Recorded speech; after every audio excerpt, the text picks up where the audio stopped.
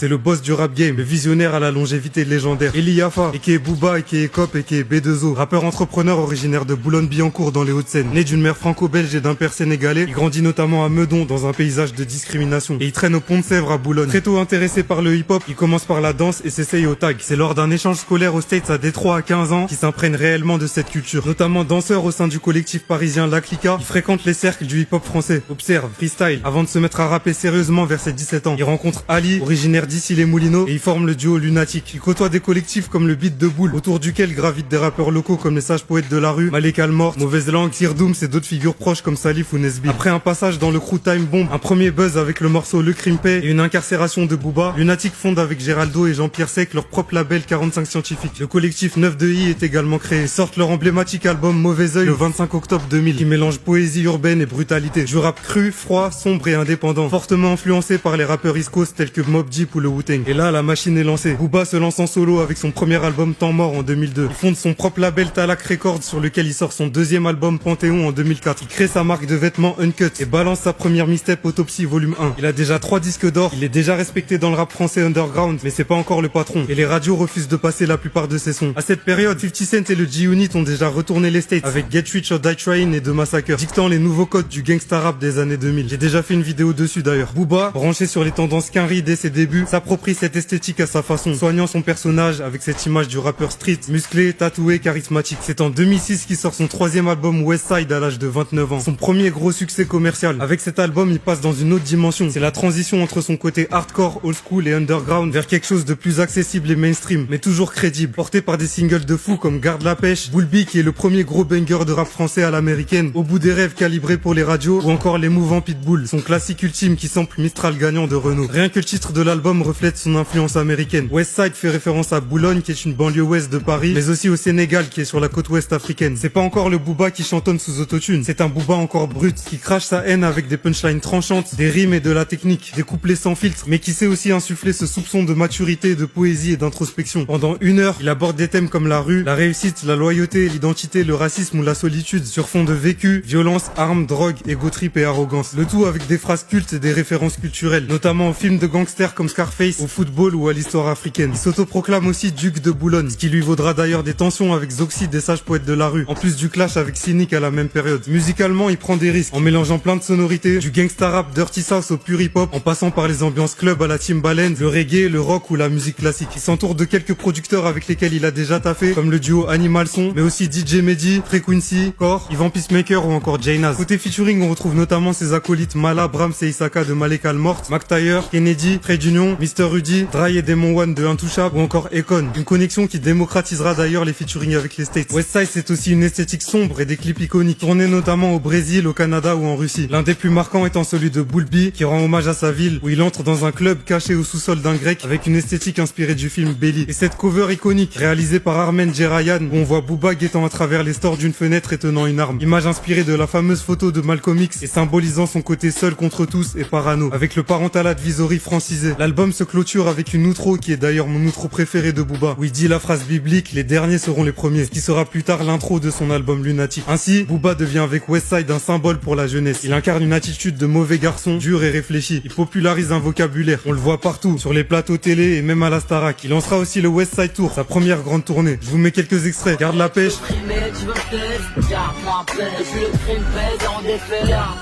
Boulby.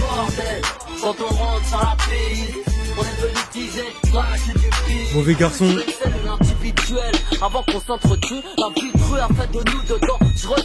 Au bout des rêves.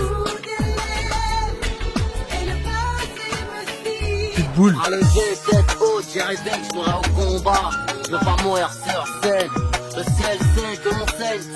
Ou encore Couleur ébène.